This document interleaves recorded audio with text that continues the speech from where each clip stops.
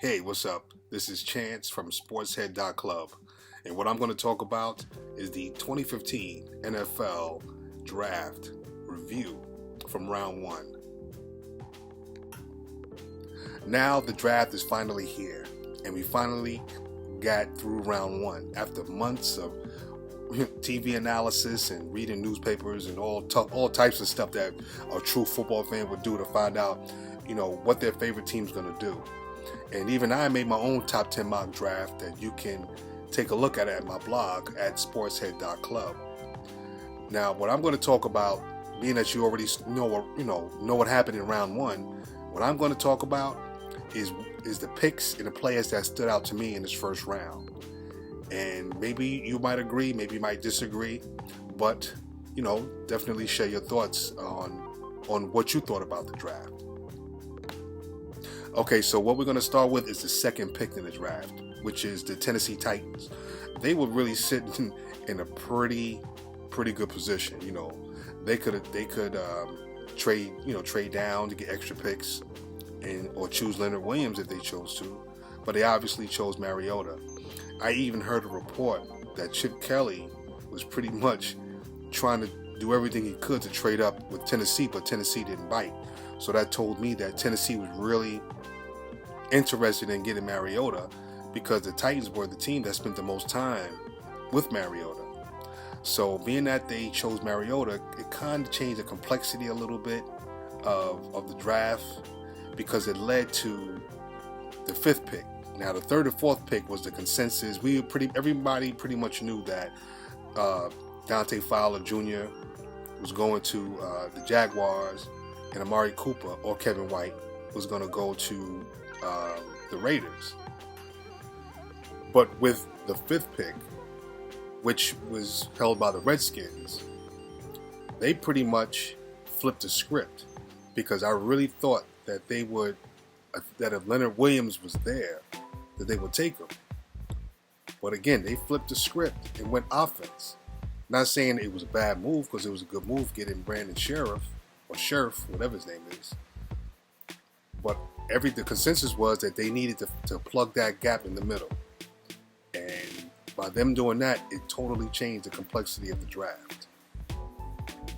Which leads me to the next pick, which is number 6 by the Jets. Now, the Jets have been pretty much one of the teams who've been the laughingstock for many years with a lot of bonehead picks. But I gotta say, the Jets took a page out of the New York Giants book.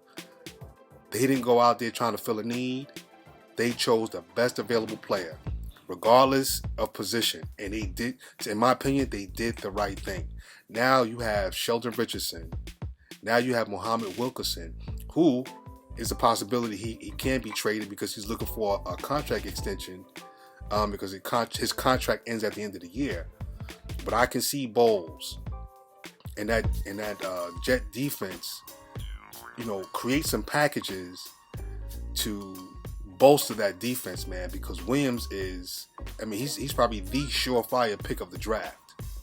And this kid who's only 20 years old, and he's still learning, is a 3-down player or 4-down player if you want to call it that. But the Jets are going to do everything in their power to put all 3 of them in rotation at least, or create a 4-3 package where this kid's going to shine. And you talking about potentially the top 3 defenses, the Jets becoming a top 3 defense in the NFL. And you can even throw Buffalo up there in the top 3. So when it comes to Brady, bro, you better get your shoes together and get your scrambling skills together, man, because it's going to be hard this season in the AFC East. Now, I'm pretty sure I wasn't the only one that was surprised that Leonard Williams fell so far. Not only was I surprised, I know everyone, in Chicago and all over Football Nation was surprised. I know the Jets were surprised he fell so far. And I know Leonard Williams was surprised he fell so far. Because when he was getting interviewed, I had this little feeling that he was kind of pissed off. He was happy he was drafted, not necessarily going to the Jets, but the consensus for most of the offseason was that he was going to pretty much the Titans, or at the worst, maybe the Redskins. But it just goes to show you that everything people tell you isn't always going to happen. So, ironically, this season on the Jets schedule, guess who they play? They play the Redskins, and they also play the Titans. So, I don't know what's going to happen later on, if that stuff is going to come out or not, but my man's going to have a little bit, he's going to have a little vendetta going on, because he's going to play, and he's going to mark those two teams on the calendar, in the upcoming season. Now I'm going to skip down to the number 10 pick with the St. Louis Rams. I was pretty surprised that they took Todd Gurley. I thought that they would be looking for a wide receiver.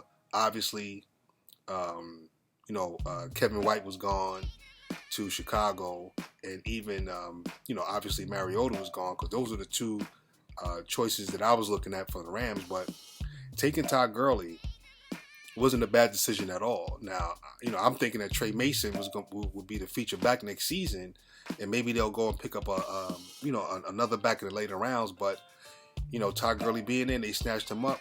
Is actually, I'm pretty impressed with the move, actually, because now you're talking about bringing in Nick Foles as well as other key pieces. Now you drafted pretty much who they consider to be a surefire star in the NFL. And now you have a solid running game to compete in the NFC West. So the NFC West is going to be no joke. The Rams are going to be no joke with that defense. And probably another top 3 to top 5 defense in the NFL. So it was a good move on their part. Now we're going to talk next to the 22nd pick by the Pittsburgh Steelers, and they chose Bud Dupree. I think this is a great pick by the Steelers, who have a history of picking some Hall of Fame defensive players. This kid, he sacrificed his game for the sake of the team. That tells you he's an unselfish player. He's a team player, and he wants to win.